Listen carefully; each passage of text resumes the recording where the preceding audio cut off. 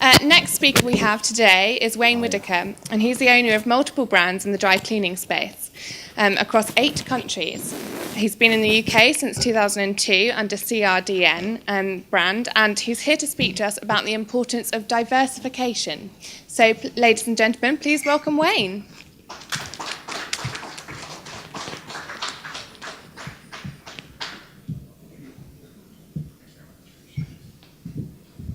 Well, good afternoon. It's nice to be here with you today. I was a little confused when I got the invitation. Shaf and Steve set the opportunity for me to speak up. And they called me and they said, "We'd like you to come to the CleanEx." And being from America, you know, it's a little.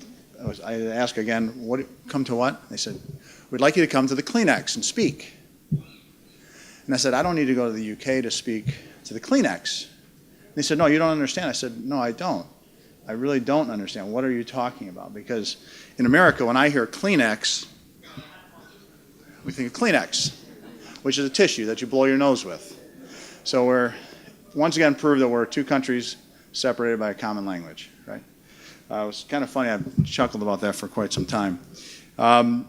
It's a pleasure to be here. I'd love any opportunity we can to speak to other people in our profession. We have a fairly diverse company. We have been doing business here in the UK for some time now, about 14 years. And I love to talk about opportunities in the industry, and I like to share some of the opportunities that we've created and developed over the years in our business. So I'll give you a little bit of background on myself and my company. First, before I go into the presentation, we titled this talk Diversify or Die.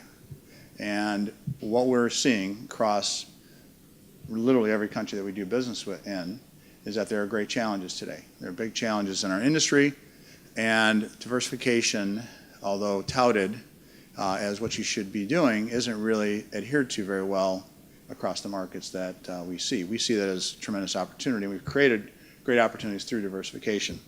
And we've followed our own advice in our business. We started in 1992. I bought a small dry cleaning operation. I was not from the industry. My family's not in the business. I was looking to get into a business, didn't really care what it was. Decided dry cleaning provided a lot of opportunity. We bought a shop in 1992 that had 6 employees doing about $250,000 a year in sales. 24 years later, our system-wide sales in our network is about $180 million annually, and we employ approximately 4,500 employees across our systems in our shops. We are collectively known as the Huntington Company, which pays tribute to the first operation I bought, which was called Huntington Cleaners. Over the 14 years since we've entered the UK market, when we launched the Certified Restoration Dry Cleaning Network, CRDN, we've expanded our brands in this last 14 years.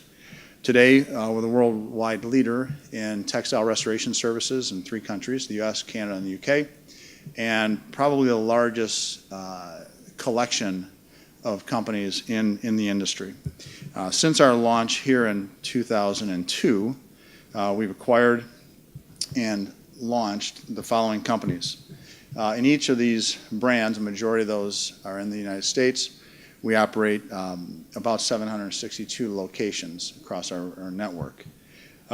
In the Detroit area where we're from, we operate 3 large plants, 10,000 square feet and is the smallest of the 3 plants. We perform retail, route, home pickup and delivery services, office pickup and delivery, lockers, services, on-demand services, window treatments, window replacement, and electronic cleaning services. That is a new service we've started to offer and expand through our CRDN network in the States, and we'll be coming here to the UK soon. The 2 largest brands that you're probably most familiar with would be CRDN and Martinizing. And Martinizing took us into a total of 8 countries, 2 of which we already were in. So we're currently operating in 8 different countries, multiple brands, but the 2 largest are CRDN and the Martinizing network, and both are still expanding very aggressively and will continue to do so over the next couple of years. So why am I here? I want to talk to you about customers today, and a little about our customers. Does this look familiar? Does this look like any of your customers? They're busy. They're scattered. They're multitasking constantly. And they're typically time starved. We have focused on certain niches of customers and certain direct marketing opportunities in the niches we're in, whether it be routes, on-demand service, restoration, and we try to develop systems and processes that cater to the needs of our customers as opposed to the opposite way our industry typically works, which is the customer works around us as an industry. If you look around, and maybe even in your own operations, you may open the door and hope they walk in. That's not very customer friendly today.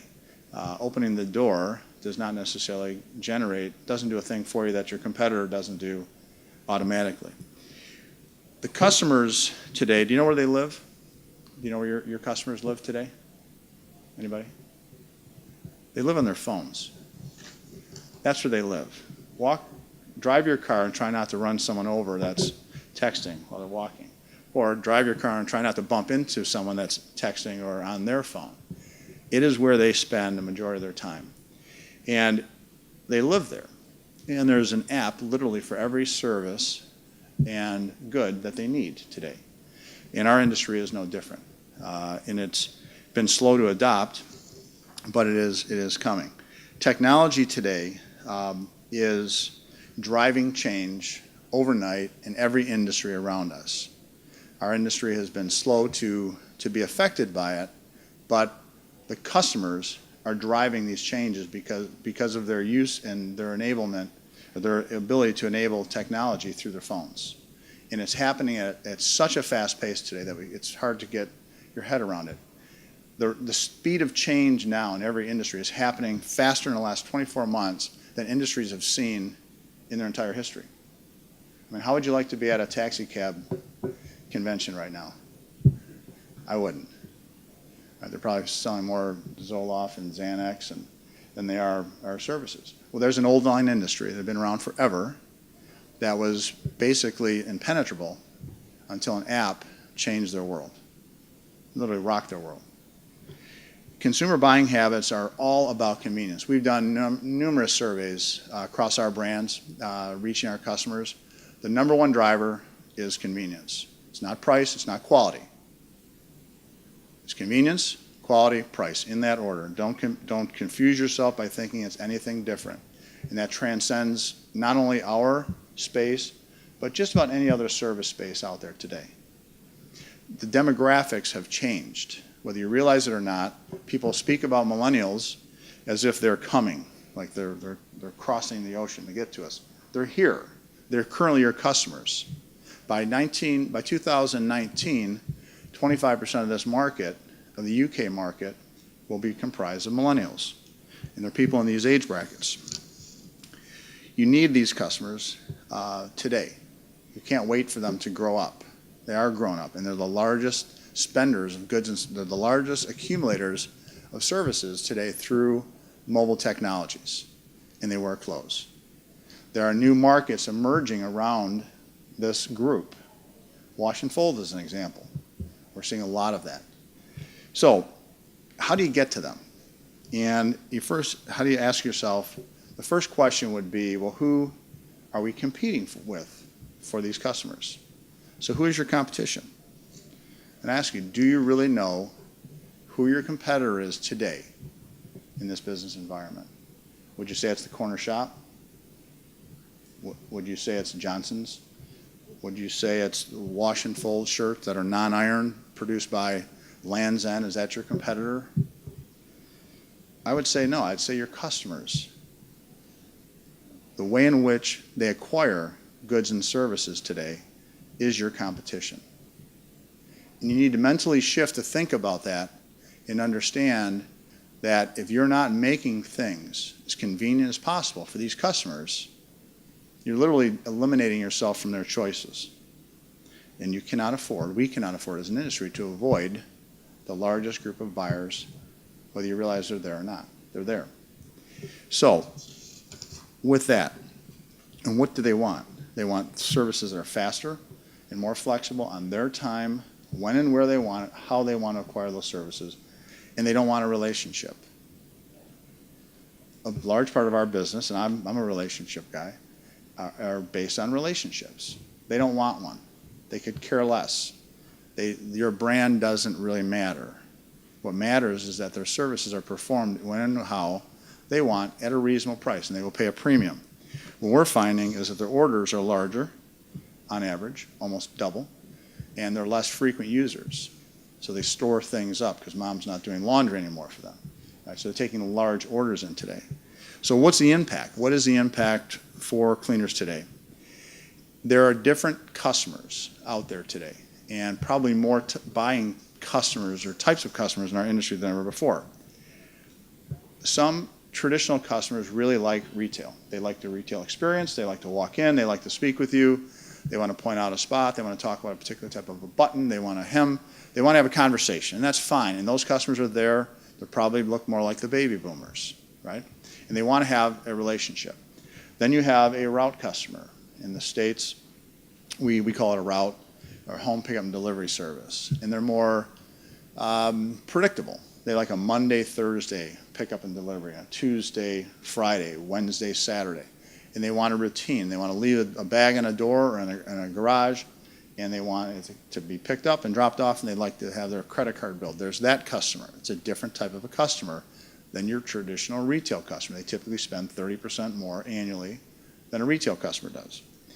A new customer we've been developing is in the locker space. A 24/7 kiosk, if you will, driven by and operated through a smartphone. And we've developed technology and lockers to accommodate that business, and I'll speak with you about that here just in a moment. And most recently, the on-demand service. The customer that wants their services on demand when and where they want it. So a little bit about lockers first. It's a very clever, efficient, and cost-effective way to expand. What we have found is getting our lockers located in buildings is really the easiest sale I've ever made. Sitting down with a property manager and asking them if they'd like a solution in their building that's 24/7 that takes the hassle off of their hands is an automatic sale. Property managers love it. It's a tremendous amenity. Our lockers do not require electricity. They do not require internet. And we have not paid $1 in rent to locate our lockers in any of the buildings that we're currently in, and we're in quite a few. So what a locker represents is tremendous convenience. We're locating them in residential properties, office buildings, parking structures, really anywhere where people congregate. And we're finding our office clientele sales are exceeding our residential building sales because people may not live in a building where they have a locker. They may live in a freestanding home. But if they can have a service 24/7 where they work that's convenient for them, it eliminates 2 stops, 1 stop on the way to work and 1 stop on the way home. They drop it and they go. And what we've made it a very simple extension into the market around our stores, and we've opened numerous buildings, and we've targeted areas we've wanted to be in. When we started, I'll get to Detroit in just a second. What the locker does, it allows you to very efficiently expand and leverage the existing capacity in your plant that currently sits idle after you're done running your last load. I look at downtime in a plant as an opportunity, not a problem. And our job is to fill it. It really doesn't matter how you get the goods in the door, whether it's the front door, the back door, through a locker, through on-demand, through restoration. The idea is to leverage your current investment and your capacity and move it along. The lockers have done just that. It's allowed us to very deeply penetrate quickly into an area that we can target on a micro basis. We can literally target an area and say we're going in this 4-block region and become the largest dry cleaner overnight, regardless of how long someone's been there. I'll give you an example. In Detroit, economically challenged area, we're booming now. Things in Detroit are fantastic. We started locating lockers about 2 years ago. In that 2-year period in the area downtown Detroit where I targeted, there were 2 dry cleaning plants that have been there forever. 2 fully functioning dry cleaning plants, laundry, dry cleaning, shirts, the whole 9 yards in those areas. We opened in the downtown area about 40 properties. We have, overall in our footprint, about 80 buildings currently. We have 40 buildings on tap to open by the end of this year. But in that 80 building footprint. We've went from zero to headed toward $50,000. We've just passed $40,000 a month in sales from lockers only. It's a very simple application. We've also opened in 15 cities through our franchise, one of our franchise networks, and we have 60 cities on tap this year to open through the Martinizing footprint for starters. In Detroit, when we started opening these locations, we put on, let me get to this, put on these buildings. We targeted a downtown area. There were 2 dry clean plants there when we started. Today, both those plants are gone. We closed shop, and they had a grand closing sale. They're gone. We literally took the customers that were having the inconvenience of going to their store, walking in, picking up, dropping off on their hours, and we kept them doing the services right in their building or where they work. They're gone. Now, they may have been fringe players at that time. We don't know. All we know is our business has gone like this, and they've gone out of business, and I don't think it's an accident. The goal is not to put people out of business for our group. Our group is help people that are in business get bigger, better, stronger, faster, and bring solutions to the table that make sense to drive and leverage your capacity. And we're having great success doing that across our brands. The next solution, I'll be happy to speak with you about the technology that surrounds it, but it's all smartphone driven, it's very consumer friendly, and it's easy for the customer to use. The next service that is emerging quickly is the on-demand space. In our business, we drive customers to the on-demand app. We are marketing and driving customers to our app and then rotating services into our brands. Today, we just opened the Los Angeles market. We're in Chicago. We're in Detroit. There are multiple apps out there that do this type of service. We know that we've got the best app and the best solution for our businesses. When I bought the Martinizing operation about almost 2 years ago now, November, I was looking for ways to differentiate that old established retail brand that has 62% name recognition in the markets that we do business in. We decided that the on-demand space, combined with our lockers, was a great brand extension and one we needed to combine. So I started to do research, and I looked at the 4 primary app development companies out there that were doing on-demand services in the laundry and dry cleaning space: Washio, Drive, Rinse, and Prim. I went out and interviewed them. I spent time with them, and they all had the same challenges. All 4 companies, which are all, 3 of the 4 were private equity funded, all had the same 2 challenges. The first challenge was the driver expense. They couldn't figure out how to staff properly and compensate the drivers in an on-demand environment. You have to think of Uber in dry cleaning, okay? The second challenge was quality control, plant and quality control and turnaround time.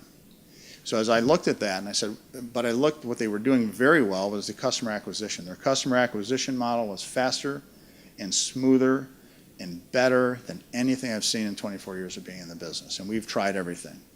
The customer ramp up between the lockers and the on-demand have emerged in the last 36 months. These are 2 driving opportunities in our industry that are going to change, that have changed things and will continue to create faster change. So if you look at our industry for 100 years, there were very few things that changed it. It was a very staid industry. But because of the use of technology and the engagement of the habits of the consumer, it's hit us today. So I looked at those 4 companies and decided we needed to be in that space. So we acquired a good percentage of the drive systems called DRYV. You can check it online as DRYV.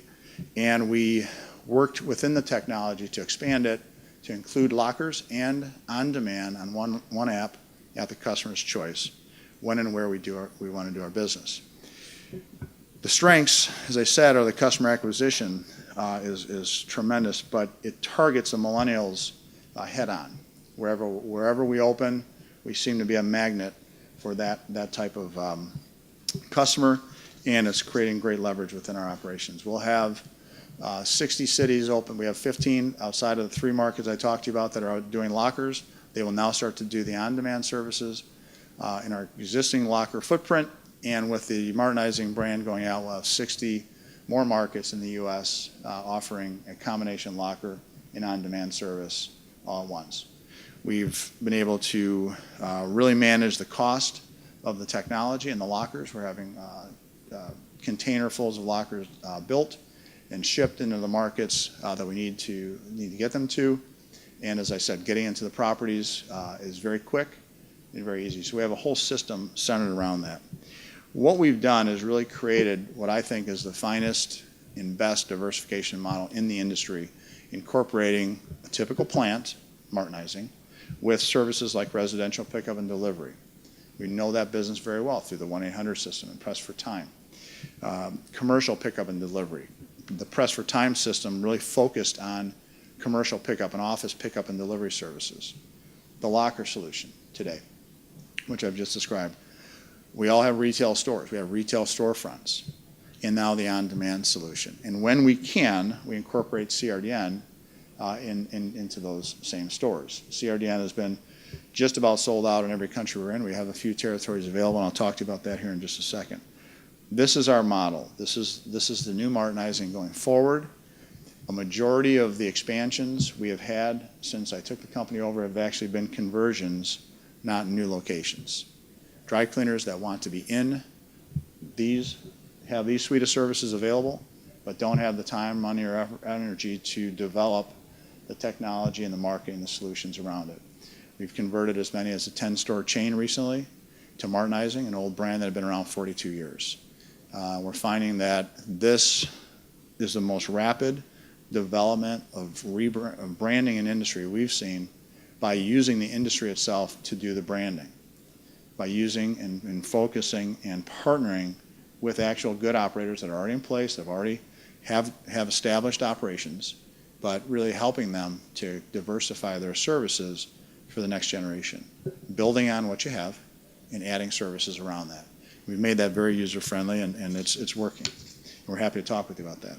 CRDN is our cornerstone brand. CRDN consistently is a $100 to $120 million brand and growing. We're adding services. We do have some territory available. This was our original diversification strategy when we started. Again, it was modeled off of our business in Detroit.